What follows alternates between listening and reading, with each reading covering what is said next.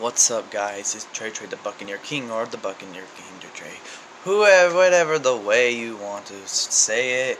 Alright, so this is going to be two little videos into one. I'm going to be doing my Buccaneer accessories, flag and stuff, just to show you all the stuff I have that I own. That's, represents my favorite team.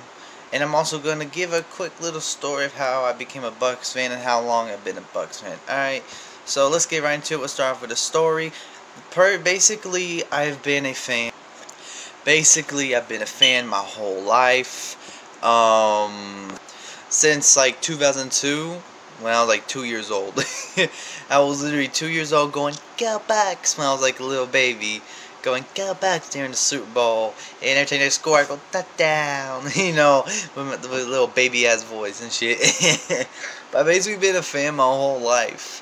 But when it comes to like actually loving the sport and loving the team, now don't get me wrong, I love the sport and passion, but it was like yeah, I love my Bucs, go. But like when I really got into it, I would say I'm about 12 years old when I got really into it. And I'm not saying I didn't watch any games. Like I was a fan. Like I was watching the games, every fucking year since I was 2.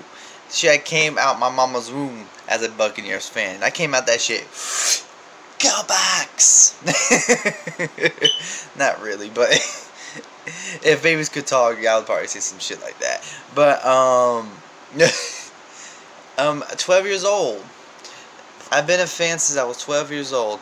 I'm actually going to show you a picture of me when I was 12 years old when I got my very first Buccaneers jersey. But I was so happy. I'm like, damn. I'm sitting there looking like, damn. VJ? Vincent Jackson? Yeah, I was so hyped. After that, I got a Jameis Winston jersey when he was a rookie. I'm a Florida State fan, so I was so lit. Yeah. I don't have those jerseys anymore, which really breaks my heart. I grew out since I was 15. I grew out my Jameis Winston jersey, and I sure as hell grew out my Vincent Jackson jersey. So those two jerseys I own, I grew out of. But yeah, I've been a fan my whole life. I grew up in Tampa, basically. I grew up in Plant City. I grew up 28 minutes from Plant City, about 35 to 40 minutes from the stadium. I'm a Florida boy at heart, I grew up in that motherfucking city, so Tampa 813 for life. I grew up going to Tampa, going to Busch Gardens, going to the aquarium, going to, I never been to a Bucs game. My family never really able to afford to go to a game, which is fine. No shade at them because, once I move back to Tampa, I'm definitely going to be going to some games, and that is on some real shit, man. I think the one time I did go to the stadium though, but it wasn't for a Bucs game. It was for Monster Jam. I was like 8 years old, and we went to Monster Jam, and I got to see the ship and shit. So it was pretty cool. It was actually pretty dope. Like growing up with my mom, like I don't live with my mom anymore. I live with my girlfriend, but I remember growing up, and every Sunday, my mom, it was just so fun. It kind of chokes me up talking about it because I miss the memories, and I'm not trying to make this a sad video. But every Sunday, me, my mom, my stepdad, we would watch the Buccaneers. Shit, me and my stepdad almost got in a whole fist fight over the Buccaneers. I don't remember what it was about, but I've never me and him got in a whole fist fight about it. And me and my mom would yell. Oh yeah, my mom would get mad. It would be the first drive. We made a big mistake. My mom like, "Fuck, we're gonna lose this game," and I'm like, "Mom, is just the first yell." But we had our ups and downs during the games. There would be fights between all three of us. It's gotten to the point where sometimes I would have to go into my parents' bedroom, because at the time I did have a TV in my room. I would have to go into my parents' bedroom to watch the games because of how bad our arguments. Because I love Jim McCoy. My mom hates Jim McCoy. My mom hates Jim McCoy, but I love Jim McCoy. G-Mac, he has the second most sacks in our history, and like I feel like it's same problem with. It's just with him is that he got double. Fucking. He got who's getting double guarded every play. You know, always had two offensive linemen guarding him, and you know. It's sad. It was sad to see him go because Gerald McCoy. I hope G Mac can come back and retire as a Buck because he deserves that. But G Mac, he just loved the city. He loved, everything about the team. So it was just we lost a really good player. But my mom didn't like him because the last couple of years she started not like him because he would always say like. He would sit there with his hands on his hips, he wouldn't be getting the quarterback as much, but I still think he was doing good at getting behind the field and getting down getting down the running backs and shit. But, to each their own. Not everyone's got like the same player, But I remember times when my mom would just stand in front of the TV and scream, I remember sitting there.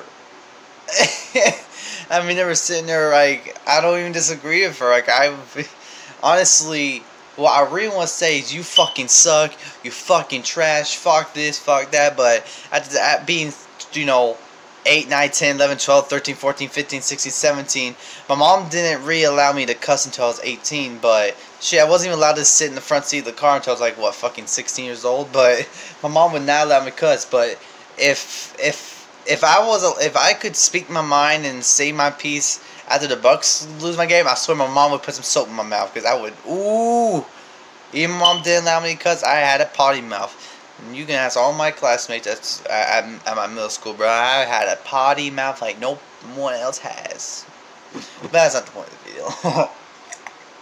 But I have so many good memories with my parents of watching games, and honestly, that's one of the most biggest reasons why I really started getting into football a lot more than I did. Like, again, I loved football, but when I mean actually love it, like, I live, breathe, even in the off season, man. Even in the off season, I'm still down to the team. I'm always reading news, But there's so many good memories with my parents.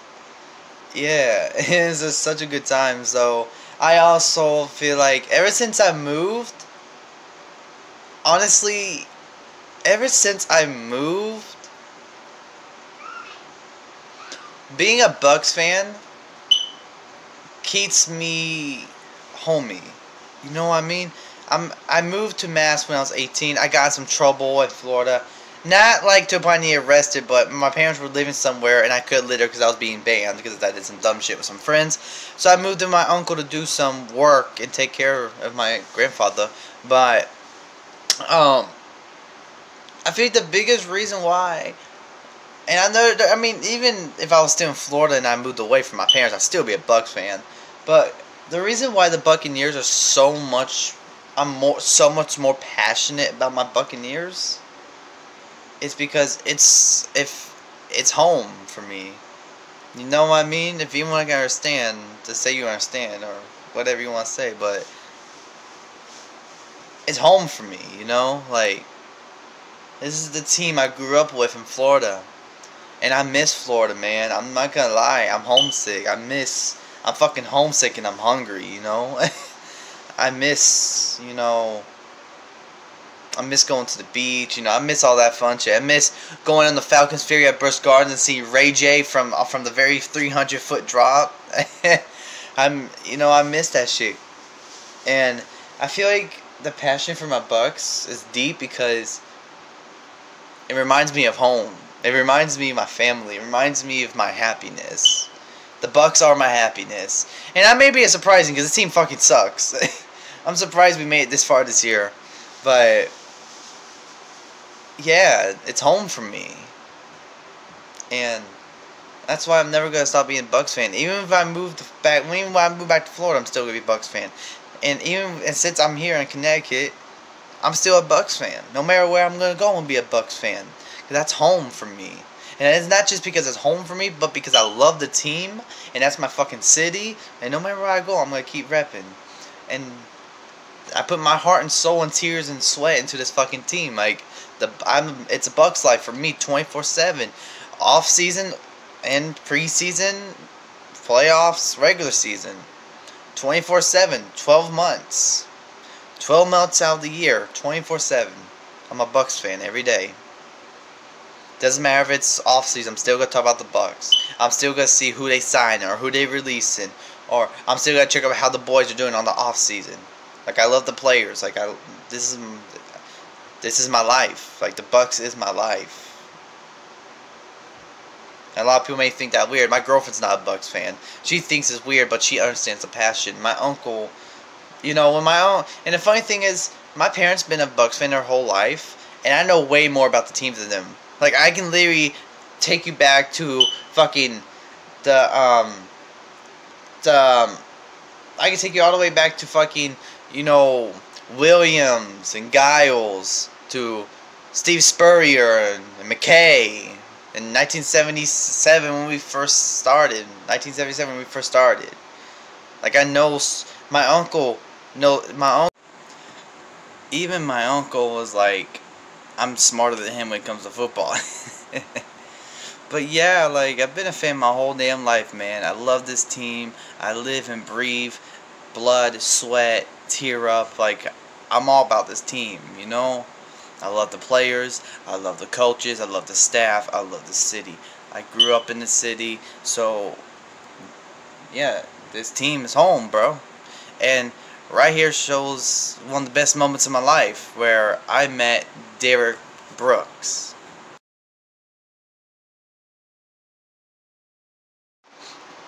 Like, that was one of the happiest moments of my life, meeting Mr. fucking Derek Brooks, the best linebacker in our history.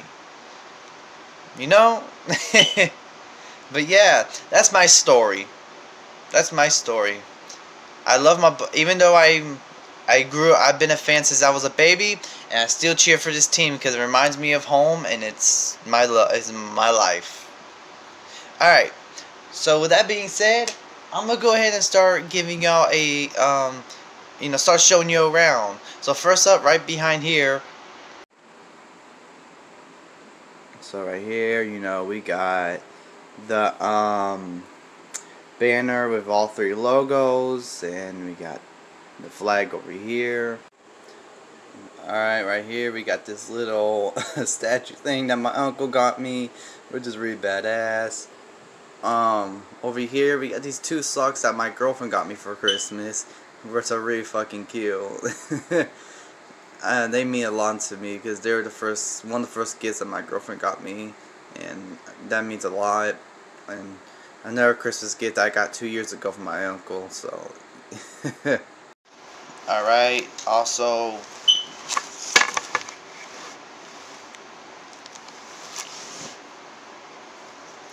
Also, we got this. I got this at a mall. And yeah, once I start working again, I'm definitely going to be, wearing this with my ID. It's going to be lit. Also, for my mom, I got this jacket. It's reversible too.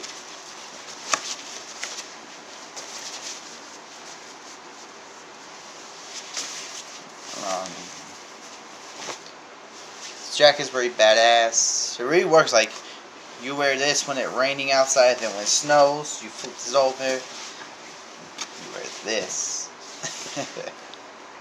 And now finally, we got my 2 jerseys. I got Rondé Barber, which my mom got me for my birthday, which is the best birthday gift ever. My favorite Buccaneer of all time, Rondé Barber. And then my grandfather got me a couple Christmases ago, Levante David jersey. One of my favorite players currently on this team. Like, I'll probably put him 6th favorite player of all time. But hell yeah. I am going to be getting jerseys though. From like, I'm getting our Vincent Jackson jersey, another Carrier jersey, well, not another Carrier jerseys I never had, but I'm getting another Vincent Jackson jersey. I'm getting a Carrier jersey. I'm getting a Doug Williams jersey. I'm getting a Jimmy Giles jersey. I'm getting, Doug Williams. I'm getting a lot. John Lynch. Warren Sapp, Simeon Rice, Dexter Jackson, Michael Pittman. Like a lot. I'm getting a lot. Like it's gonna be lit. I'm gonna at least have like, I'm gonna say out maybe 20, 30 jerseys, at least. But yeah. Oh, I also have these little pencil things I was gonna use for work. I have some cards, but I'm gonna do that for another video. You know what? Actually, let's do it for this video. Alright. Well, I'm actually just doing this video because why not? Alright. One, we got Josh Freeman. I like Josh Freeman. Honestly, he was a G. I really fuck with him. If he didn't get all caught up in those drugs and Greg Schiano, you know, our former coach, he's partly to blame because he told him to stop running. And Josh Freeman's best plays came when he was running around out of the pocket, in my opinion. We got the second greatest linebacker in Bucs history. Levante is a G, but I still think he's the third. We got Hardy Nickerson. We got my boy Danny Pebbles. We got Eric Curry. We got Mark Carrier, the second greatest receiver of all time in Bucs history. We got Bruce Hill, Deshaun Jackson. I don't gotta say his name. A-Train. You already know who it is. The best fullback of all time. Ricky Reynolds. Chris Godwin. Doug Martin. G. Mack. Trent Dilfer. And the final one is in there, Eric Curry jersey. I got two of them.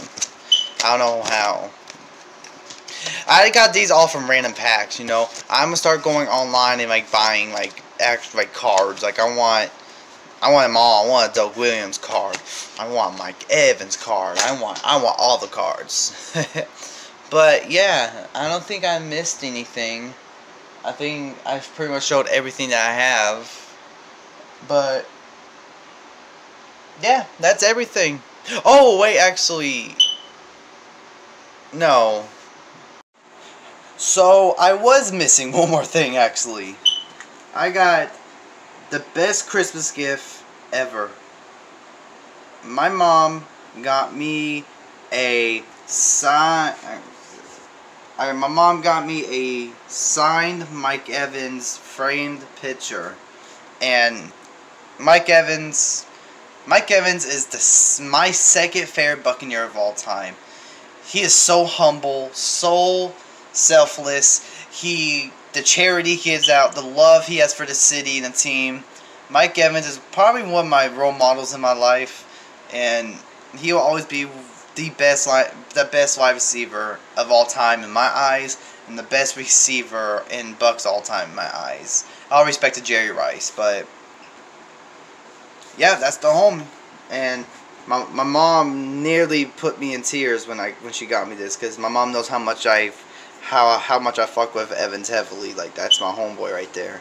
But yeah, that's it for now. That's it. So yeah, that's it. I don't have a lot, but you know, once I start bringing in that money, I'm gonna be getting a lot of stuff. You know, more T-shirts, some jerseys. You know, just some cool ass items. You know. But thank you for watching. I'll see you on the next video. Peace out.